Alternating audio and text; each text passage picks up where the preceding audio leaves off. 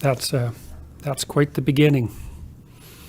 Yeah, I think, like I said, it's very easy for people to lose track of the fact that while you're sitting in an air-conditioned space somewhere thinking about your next Netflix movie that you're going to watch, there are people that are in the most horrible and heinous situations that are being put on them by other human beings. And it doesn't really stop. Yeah, well, it's a hard thing for people to contemplate. I mean, there's two elements to life that are hard to contemplate. I mean, one is the suffering that's attendant on life, fundamentally, and then the other is the malevolence of people. And we're not, in the modern world, we don't really think about those as fundamental realities in some sense, because we tend to think about material situations as fundamental realities, but the metaphysical realities, the ethical realities are more real. And it's necessary to know that in order to orient yourself properly in life. Like, I never really took the idea of good seriously, transcendent good, let's say, or ultimate good, until I convinced myself of the existence of, well, if it wasn't ultimate evil, it was sufficiently ultimate for me, because I immersed myself in the study of the Nazi Holocaust and of what happened in Nanking and what happened with Unit 731, which is the most horrifying material I've ever read, which is really saying something, because there's plenty of horrifying material to read. And what happened in the Soviet Union and what happened in Maoist China, which, so few people know about now.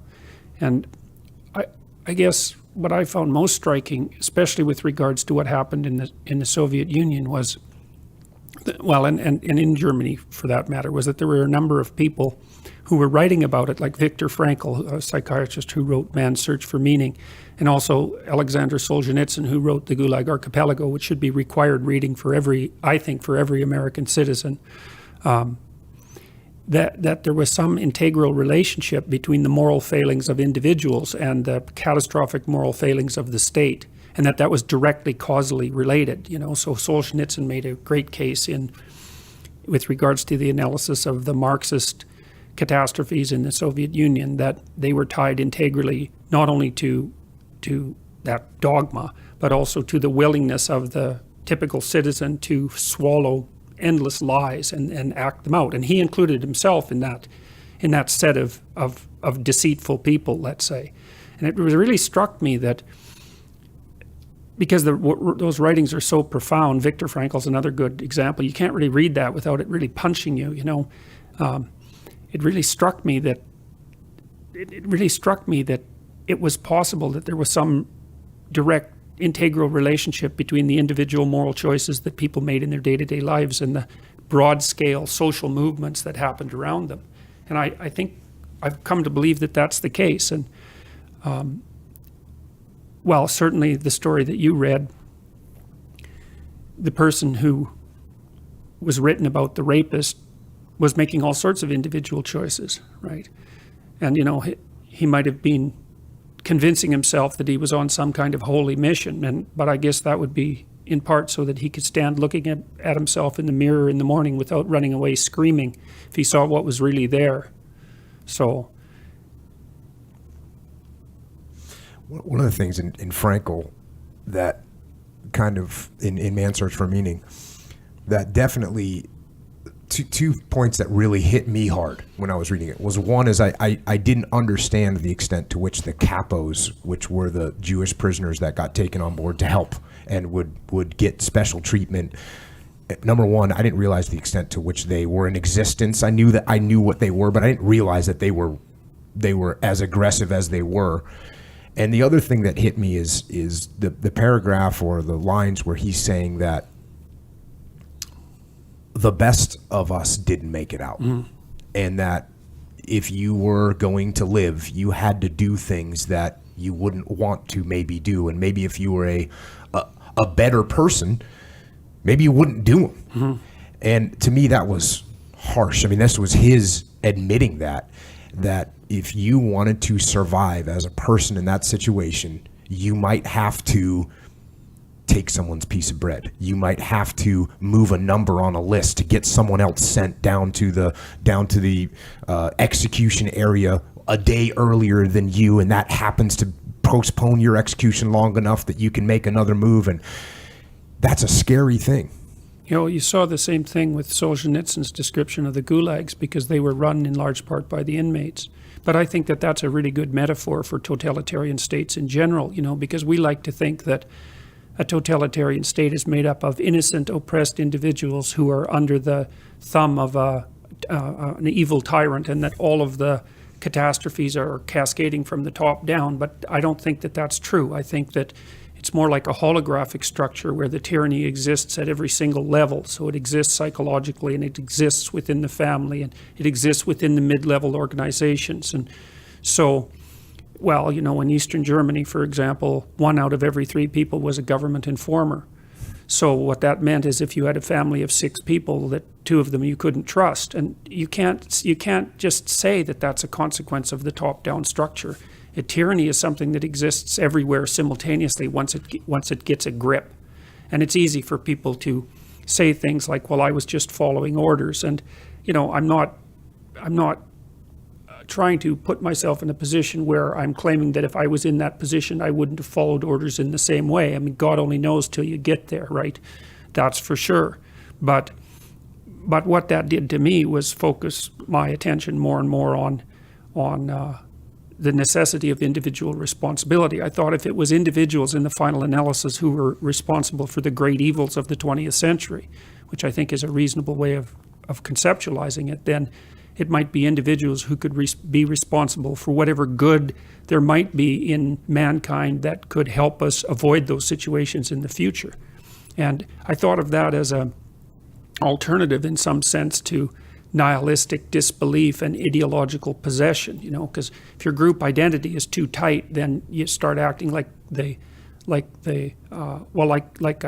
cog in a mob. And that's a very bad thing. But then if your group identity disappears completely, well, then you're left alone and bereft. And so those are bad alternatives, right? You're sort of damned if you do and damned if you don't. And it was very difficult to understand that there might be a third path between those two. I couldn't see the existence of anything, because people need belief systems in order to exist, right? To maintain psychological stability and to maintain sociological stability as well. But then if the beliefs get too rigid, then they turn into a raging totalitarian mob. So maybe you let that go because you don't want to play that game, but then you dissolve because you have no identity. That's not acceptable either. When I first laid that out that clearly, it was really hard on me because I couldn't see a third path to that. But then I started to realize, and this was a consequence of reading the sorts of things that we already talked about, but also of starting to understand the underlying structure of mythology and what the heroic path meant essentially, and that meant adoption of supreme moral responsibility as an individual. Now, there's this idea in the New Testament, which is a really interesting idea. You know, it's one of these bottomless ideas, and I mean that literally. You could study it forever and never get to the bottom of it. And the idea is that Christ is the person who takes the sins of mankind on himself, and there's something redemptive about that. And that's actually a really dark idea, because what it means, as far as I can tell, what it means, at least what it means psychologically, is that when you read these terrible things, you have to understand that you're reading about you. If you don't understand that you're reading about you, then you don't actually understand the stories, you know, because you put yourself in the position where you're automatically the good person who would never do anything like that. And then these other people are, well, they're devils in some sense, right? And it's very easy for people to make that division. But it's a horrific realization when you think that that devil that you see outside is the same thing that's inside, and that you don't know until you're put in a situation like that what you might do. And then it's even worse, because if you look at the historical evidence, you know, it was ordinary people in some sense that produced the catastrophes of Nazi Germany and the Soviet Union and Maoist China. I mean, they might not have originated it, but they certainly had the option to say no at different steps along the way, and they didn't, you know, and these things do happen one horrible thing at a time. There's this great book called Ordinary Men, which describes the descent of a German police force from ordinary bourgeois middle-class men, essentially just ordinary policemen, who actually were raised before the Hitler Youth. They weren't indoctrinated, you know, as young people. And they were brought into Poland to sort of mop up after the Germans had walked through. And it describes how they descended into the sort of people who would take naked pregnant women out into the middle of fields and shoot them in the back of the head. And what's horrifying about the book is that the author, Browning, details the stages by which this occurred. And it's well, for example, the commander of this unit told the men that they were going to have to do terrible things, but that they could go home if they wanted to. And then you think, well, there's an out. But then if you really think about it, you think, well, they're a tightly knit quasi-military organization. And one of the natural thoughts under that circumstance would be, well, I'm not going to leave my comrades to do all the dirty work. That would just be a matter of cowardice. And so you can see that, that there's an ethical requirement that would keep you there to begin with. And then they were... Well, you're doing what you just said, which is taking the burden of this sinful activity on yourself. If you let everyone else do it, then you're not acting heroically. Well, right. And so it was easy for the men to get entrapped into that. And then, the requirements for their horrific action kept ramping up. And like each time they accepted the requirement of doing one horrific thing, the probability that they would accept the next requirement increased. And what is also really interesting about that book, Ordinary Men, is that it's not like these men didn't suffer. Like, they were suffering terribly. They were physically ill. They were vomiting. They were tearing themselves apart psychologically, but they didn't quit. So that's a great book, because if you want to know how you walk down how you can be enticed to walk down a terrible path, that's the book to read. And it's very frightening, because if you read it properly, then, you have to read it, again, as I said, as if you're one of the people to whom this is happening. Not the victim, but the oppressor, And, I mean, you can also read it as the victim. That's fair enough. But it's ordinary people who participate in these things. And that's a very, very terrifying thought. We actually covered that book on this podcast. And both of them. Yeah. Both Viktor Frankl and Ordinary Men. Uh-huh. And it's interesting because I've watched all your stuff, read, and one of the things that I was thinking about is, you talk about where the hero comes from, where this idea comes from, and how we ended up looking at these types of people as they're good, and it happens over ages and ages and generations of saying, oh, that's a good quality and that's a good quality, and there's these 10 people that are all considered good people, and they all have this couple qualities in common, so those are good qualities, and eventually that becomes elevated to the point where we say that's a hero.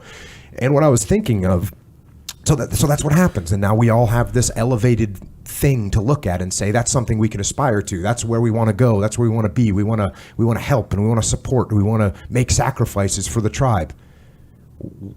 How do we end up, or who ends up saying, I see something evil and I'm going to follow in that direction? Well, I think that the story of Cain and Abel is a really very tightly constructed representation of that process, because I mean, it's a very strange story because, well, for a variety of reasons. First of all, it's very ancient. Second of all, it's the first story about human beings, mythologically speaking, within the Judeo-Christian canon, let's say, because Adam and Eve aren't real people, right? Because they're formed by God. Cain and Abel are the first people, and they're a pair of hostile brothers. And so the first thing that says is that sibling tension within families is a universal truth, and that can get murderous. And if you don't know that and you can't see that, then you're not watching your children carefully enough.